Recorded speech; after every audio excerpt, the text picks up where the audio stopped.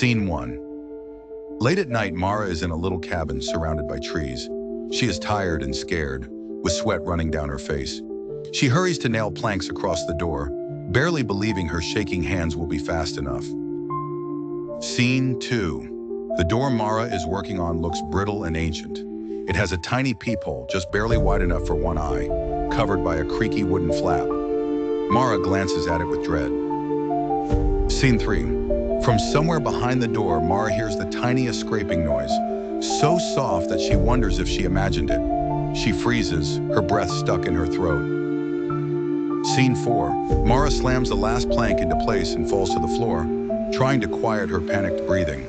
For a moment, it seems the threat might have gone. Scene 5. Suddenly, the scraping dies away, and with it, a powerful thump rocks the door, shaking dust from the wooden frame and sending chills down Mara's spine. Scene 6. Terror pulsing through her veins, Mara crawls slowly toward the door. She lifts the little peephole flap with trembling fingers. Scene 7.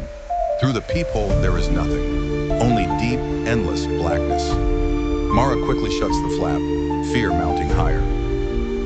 Scene 8. A low, rumbling growl vibrates through the cabin, coming from just outside the door. Mara now knows the thing is close, and it does not sound friendly. Scene 9. Mara scrabbles under the sofa cushion and clutches a kitchen knife. The blade is dull, but it is all she has. She holds it tightly, preparing for the worst. Scene 10.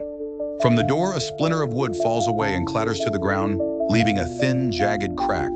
Mara's fortress weakens even further. Scene 11. Carefully, Mara peers through the crack and sees something outside, a shifting, shadowy shape, moving slow and silent. Could it be watching her too? Scene 12. Suddenly the shadow stops, pressing right up against the crack and blotting out the light. It knows she is looking. Scene 13. Mara jumps back. The door creaks and groans painfully as something pushes hard from outside, bowing the wood dangerously. Scene 14. Desperate, Mara throws all her weight against the door, gritting her teeth as she fights to hold it shut. The wood bows inward, giving under the pressure. Scene 15. High above, a weird scratching sound, impossibly fast and sharp, skitters over the top plank. The threat is searching for a weakness. Scene 16. Mara glances up and sees, poking through the top gap, a tiny dark fingertip, reaching, searching. Scene 17. Grabbing a heavy book nearby, Mara hammers the gap repeatedly, hoping to scare away whatever is reaching through. Scene 18. The finger snatches back and a terrible screechy hiss comes from outside, a sound not made by anything human. Scene 19. Panting, Mara spots a keychain lying on the floor, something she had dropped in her panic. Scene 20. She stares at the keys, realizing one opens the back window's padlock. Maybe she can escape that way. Scene 21. Crawling toward the back of the cabin, Mara hears rapid, thunderous banging behind her. The door is being attacked with renewed fury. Scene 22. In the hallway, Mara scrambles to the back window, only to find the hinges rusted tight. She is trapped, at least for now.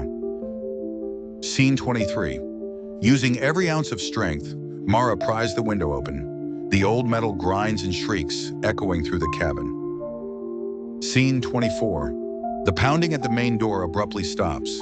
Mara realizes the threat has heard her. Scene 25. She listens, horror growing, as a fast, skittering noise comes along the hallway floor toward her. Scene 26. Mara remembers too late. The back entrance was never locked. The shadow is inside. Scene 27. Mara launches herself through the open window. Her shirt catches, tearing as she scrambles to freedom. Scene 28. Right behind her, she hears heavy, raspy breathing. The monster is so close she can feel its breath. Scene 29. Mara crashes into the damp leaves outside, finally out of the cabin's grasp. She spins around to look back in fear. Scene 30. Through the back window, she sees nothing but shadows. For a moment, all is still. She glimpses her reflection in the glass.